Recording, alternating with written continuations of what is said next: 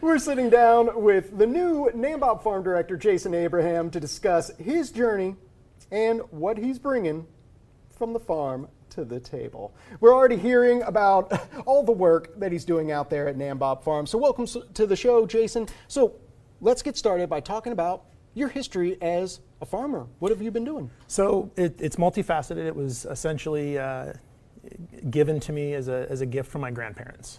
My grandparents' food was very important to them, growing it, preparing it.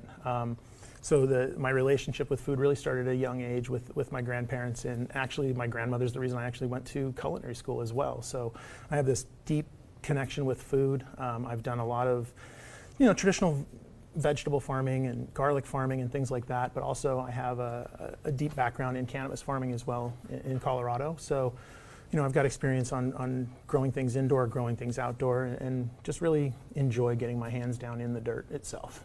It is almost a cathartic experience doing so. For now, sure. what brought you up here to northern Michigan? So we have been in Colorado for the last 20 years, and we decided it was time for a change. The boys have flown the nest. They have their own lives. They have their own lives, and we've decided, we want to try to find our forever final place. And my wife has an autoimmune disorder, so she has to stay out of the sunlight and heat. So Michigan has a wonderful climate, lots of cool days and overcast days, and just trying to ride it all out and just enjoy it. And we're really looking forward to Michigan. It's a whole new adventure for us. It really sounds like a perfect fit for you guys. Yeah, we're really excited. I'm also a fly fisherman, so I'm very excited. I've already joined a few salmon groups. You are in groups. the right place, my friend. Yeah. I mean, it was difficult leaving Colorado's fly fishing, but I thought it was the same thing when I left California. So when I left Tennessee, that was something I was sad about. I was like, I'm going to miss my fly fishing, right. But you get up here and we have some of the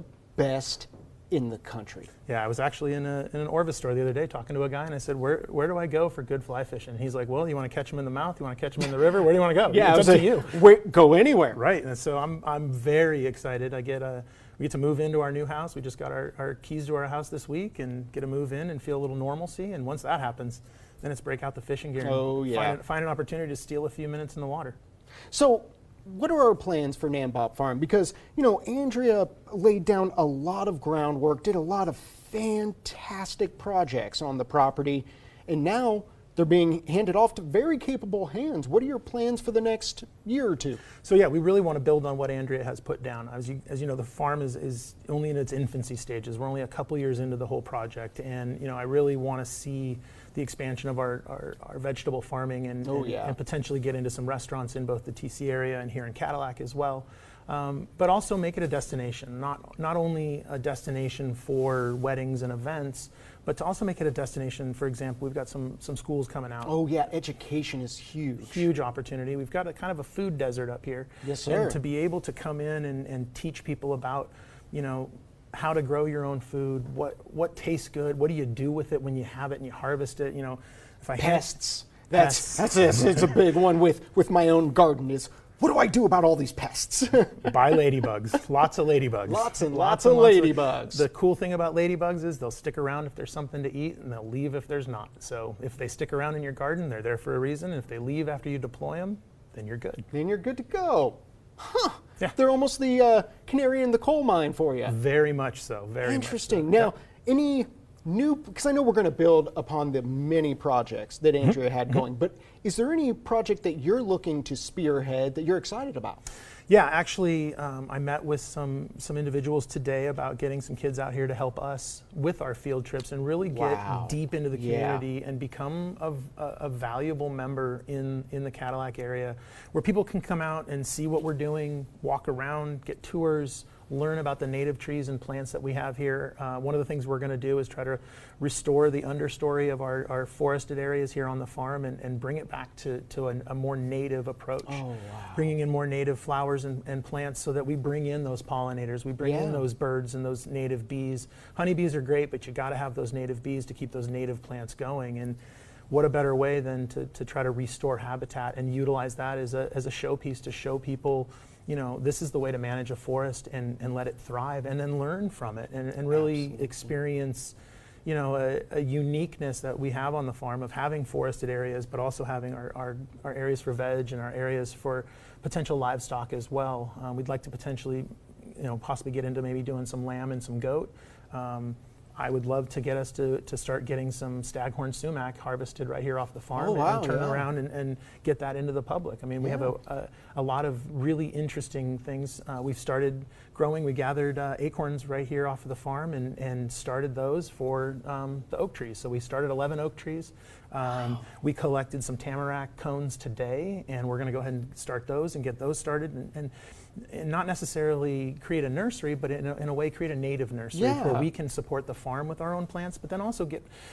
I mean, I would buy an oak tree that grew in Cadillac from a acorn that fell in Cadillac. Exactly, it makes sense. You know it's going to do well here because it's already doing well here. Exactly. Now we only have a little bit of time left together, Jason. So I know a big question for a lot of our viewers, and it's close to my heart as well. What are your thoughts on Gino and Enzo? Good boys. Bestest boys. They are. I already call them my babies. They are. They are two of the sweetest dogs I've ever met.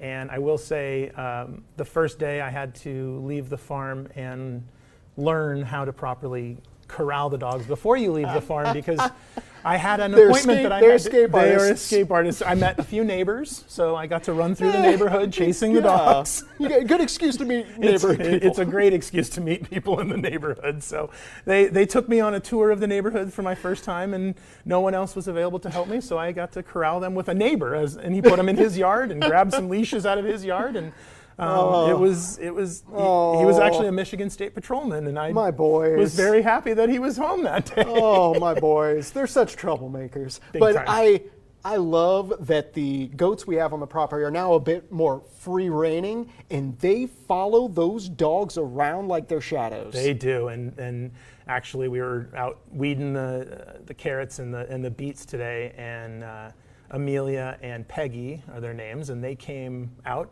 just like they always do and started eating all of my lettuce heads. So the lettuce is going to be in short supply this year because the goats have decided. Ladies, there's so much land out there for you to chomp on anything you want. Stay away from our produce, please. That's kind of what we keep telling them, and we shoot them over today and got them into a spot where they started eating weeds, and we're like, this is all we're asking. Well, if you would like to contact Jason here, set up a time for your class to come out for a visit, or just if you want to come out and experience the farm, that's what we're all about here. So make sure you head over to nanbopfarm.com, follow him on Instagram, all socials, at NanBop Farm. We're going to make sure all the links you need. It's all going to be available on 9and10news.com. After the show today, Jason, looking forward to many more segments with Absolutely. Looking forward to it.